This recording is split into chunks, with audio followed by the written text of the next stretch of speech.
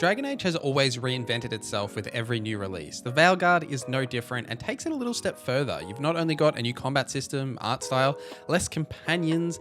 Veilguard is a big bet for EA, but especially BioWare, who are desperate for a hit. After playing about 6 hours of Veilguard, I think we're in for something special. Let me know any questions you have about the game in the comments down below. I've got a ton of content planned over the next few weeks, breaking down all the specific stuff from classes to companions and combat and like everything in between. There's just so much that we saw. It's really hard to talk about it all in one video. So I just wanted to do a video today talking about the crux of the game, like the main details. So what did I actually see?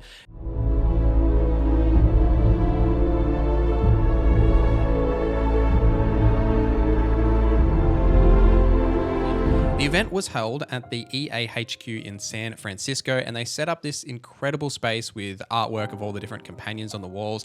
After a short briefing, we were essentially given the reins. We were able to create a character, more on that shortly, then use that character for chapter 1, and then they hopped us between chapters 2, 3, 4, and then finishing on this like big setup, like set piece in chapter 5. I got to play with all of the companions, all the different classes, wander around the crossroads, the lighthouse, basically everything that this game has to offer. And that's also why I'm pretty convinced in what I saw is definitely going to be something special for BioWare.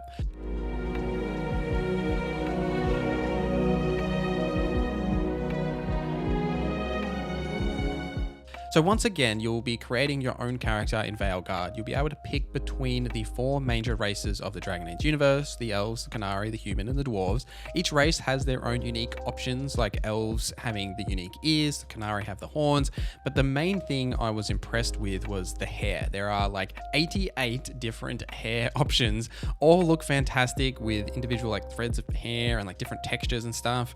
Really impressed with just like how the player models and the hair and everything comes together and looks.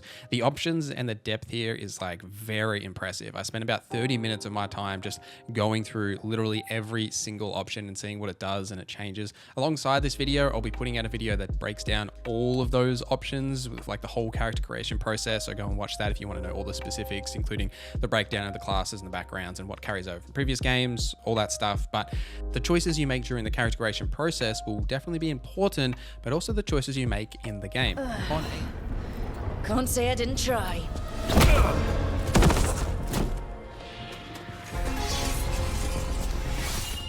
No! Listen to Rook.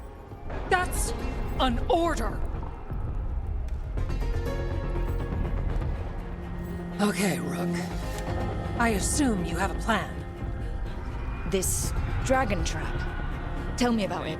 On a minor level, the backgrounds are one thing that seem a lot deeper than I originally thought. They're not only like relevant for that occasional dialogue scene where someone references your past, but each background will give you 3 different passive buffs for combat and a full-on backstory. This backstory is what your character did before running into Varric and joining the Veilguard. For example, I made a dwarf rogue veil jumper, and when I ran into their members, they not only knew exactly who I was, but they referenced those events from my backstory. And then conversely, when I ran into the Antivan Crows, which was another background option, they obviously didn't know who I was, and I wasn't able to have that additional sort of connection with that faction. By the way, the Antivan Crows, they're like basically the Assassin's Creed Brotherhood, and I just absolutely love their vibe. This also comes into play with races. Like in a conversation, Harding actually referred to dwarves as us, and like when talking about the differences with dwarves and how dwarves can't dream. It extends beyond these minor details. Like early on, I made a choice to take Neve with me on a dangerous mission. She actually got injured and was visually able to see that when we got back to the lighthouse. Now, Neve was trying to play it all tough and like soldier on, but I was able to tell her to stay behind because of her injuries. Also, low-key, Neve is amazing, like absolutely my favorite companion that I spent time with during the preview session. I got to flow with her, it was a good time. Crucially, there are also major decisions you'll make that impact not only the story, but the world state and the locations that you may have previously visited before. At one point during our session, I made a big decision decision that had lasting effects on a city and my relationship with certain companions. All this reactivity reminds me not only of previous Dragon Age games, makes me more think of Dragon Age Origins than some of the others, but more recently Baldur's Gate 3, which did a lot of this same reactivity both in player dialogue to referencing certain aspects of the player character, but also the decisions you'll make in that game. It really adds to the roleplay elements here and also the replayability of Veilguard. Like, I'm already thinking about how each faction and backstory and like race will impact the game's overall outcome and which ones I can't wait to try. But the big hot topic that I was surprised by was actually combat.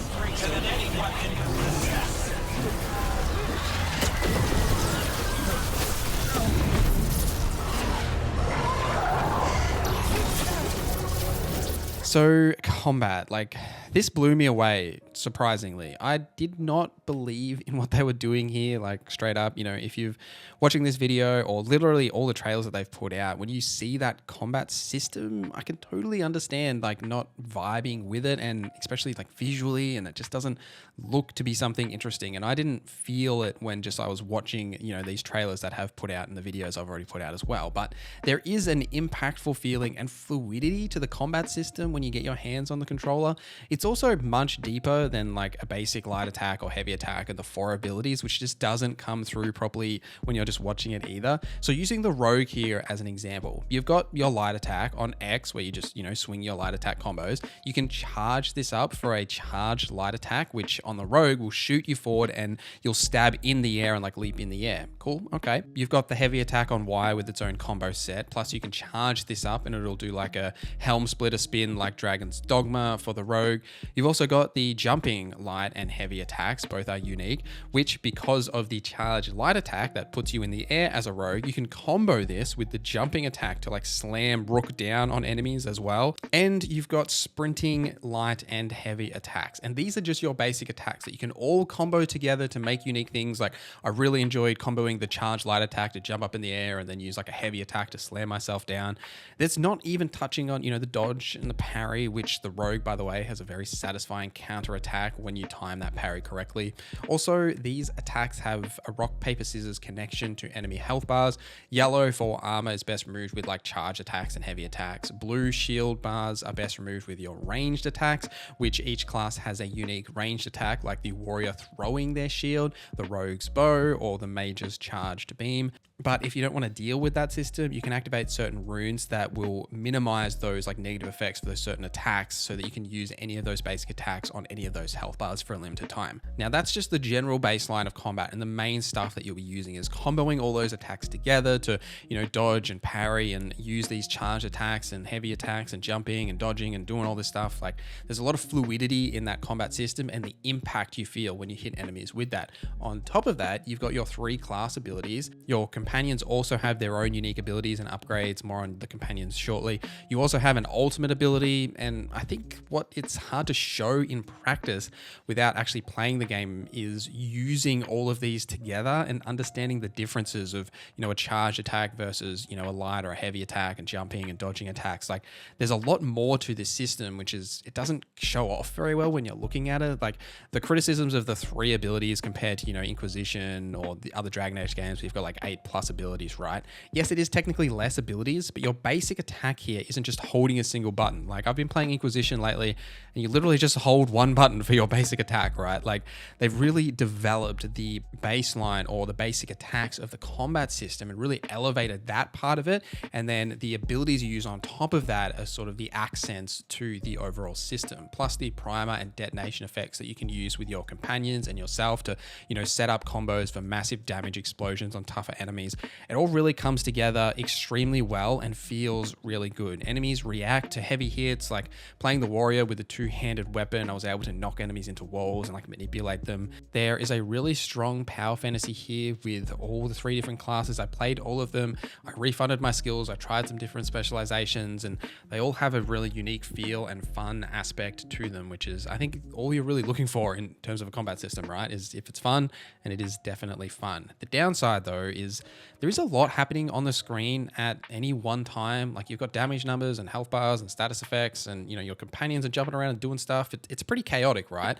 Now, Corinne Bush, the game director, who I also got to interview separately, which I'll be covering in a separate video, did mention during the group Q&A that you can turn a lot of these visual elements on the UI off to make for a cleaner experience, which is something I'll for sure be tinkering with, as it was probably the main criticism I had coming out of the preview, was that while the combat is definitely fun and fluid, it's sometimes hard to see exactly what is happening or where you are, because enemies like the demons are so much larger than you, and because your camera angle is in so close, and sometimes that camera gets a little funny and finicky in corners, and there's all these UI elements jumping around. It's sometimes hard to follow the action very closely, which you want to do for a game like this that has perfect dodge timings and deflecting and things like that. You always want to be able to see your character so you can time those things correctly. That I definitely struggled with a little bit, but hopefully that's something that they can iron out in the future. Like, it's a small nitpick to the overall combat system, and they for sure have time to iron that out before the full release. Gear and progression, however, is kind of weird.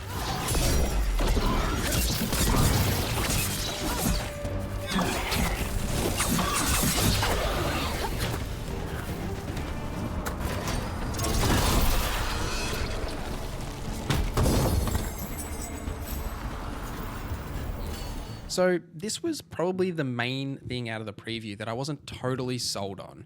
Now, Rook levels up like you would expect, right? You defeat enemies, you complete quests, you gain levels, which give you skill points that you can then spend into a skill tree. Each of the skill tree nodes range from major effects like brand new abilities to minor things like increasing the duration of, certain effects or status effects or something like that. Your companions will level up via your personal bond with that companion. Now, each companion's main abilities are always unlocked, but what you actually gain from increasing that bond level is extra skill points to develop those skills further, like adding additional effects or manipulating the way that they interact with your abilities or some other abilities. Now, you increase that bond with the companions to get those skill points, either by bringing them with you in combat or like doing stuff for them. This will mean that you'll want to bond with only a couple of companions so that you can really max out their abilities and their overall kit, especially the ones that have good synergy with your version of Rook.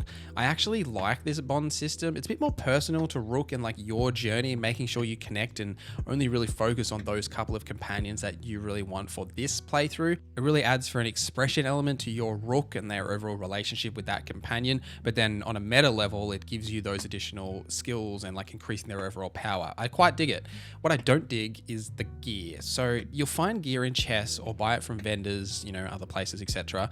But sometimes you'll find the exact same piece of gear, but instead of, typically just getting an additional copy of that gear, it'll increase the rarity of the gear piece that you already had, increasing its like stats, maybe adding an additional passive slot or something to that effect.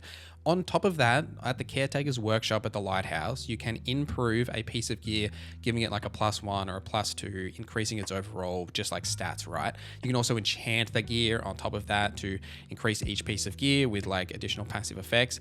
Systematically, this is a pretty deep gear and loadout system just at that baseline, right? As there's a lot of options to improve your gear here via the workbench, increasing its rarity out in the field.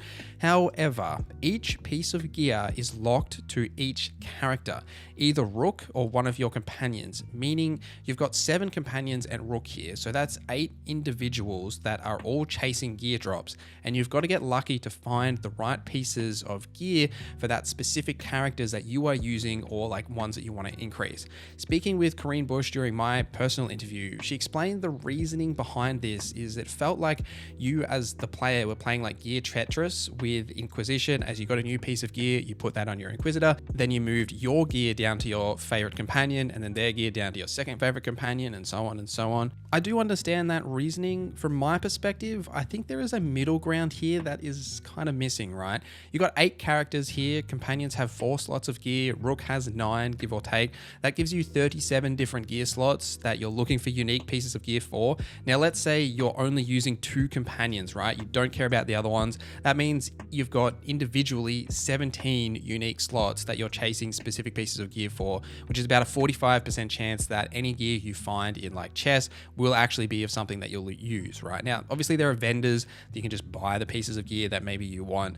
This does lead to a bit of a weird feeling when you open a new chest and it's like a new piece of gear and you're like, oh, sick, but then it's upgrading a piece of gear that you've already got, especially if that piece of gear is for something that you don't actually want. Even if it's for Rook, right? It might be for like a different specialization that you're not actually using, so it doesn't work with your build. So that can be a little disappointing, especially for something as versatile as armor. There are 2 mage companions who both wear light armor. Theoretically, they should just be able to wear like the same light armor that you might find out in the world, or say conversely, if my Rook is a warrior wearing heavy armor, Davron and Tash, you're both warriors, maybe we share armor slots. I think there's a middle ground there where things can have that flexibility to be on different companions rather than individual slots. Weapons being unique, totally get that. Like each companion has a unique weapon, even compared to Rook's options. But I suspect over a long playthrough, we're going to end up with a ton of unique gear for Rook and all of these companions that we either just don't need, don't want, or don't care about.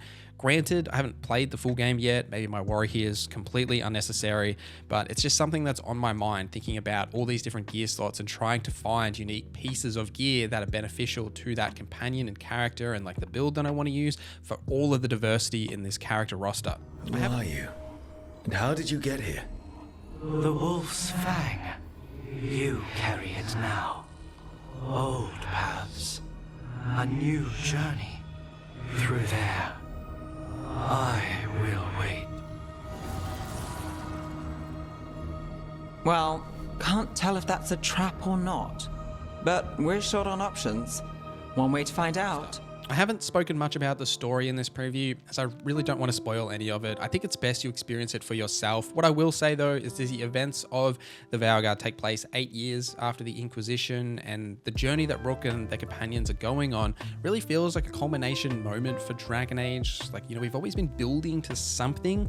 This feels a little bit like maybe we're reaching the climax here. Maybe not the final big bad villain of Dragon Age or anything like that, but it was mentioned in the group Q&A that we will be answering some of the long-term questions about the Dragon Age lore that fans may be aware of. And I'm very intrigued to see where this goes and, you know, then to do it all again on another character. Coming out of the preview though, I am very excited for Dragon Age the Veilguard. Not only in the depth that I saw in some of the choices and consequences, which are really critical for a BioWare game, the companions all feel very unique. They have their own characteristics, and even though it is a smaller pool of characters compared to our typical companion pool for Dragon Age or even Mass Effect games, it doesn't feel like we're missing anything here by having the smaller roster. If anything, it feels like these characters have had more time to breathe and develop as unique characters because there is less of a character pool. I was able to interview Corinne, the game director, and Jen Javiri, the producer, and got some pretty juicy details about the game, which I'll be covering in a separate video that will be coming out soon.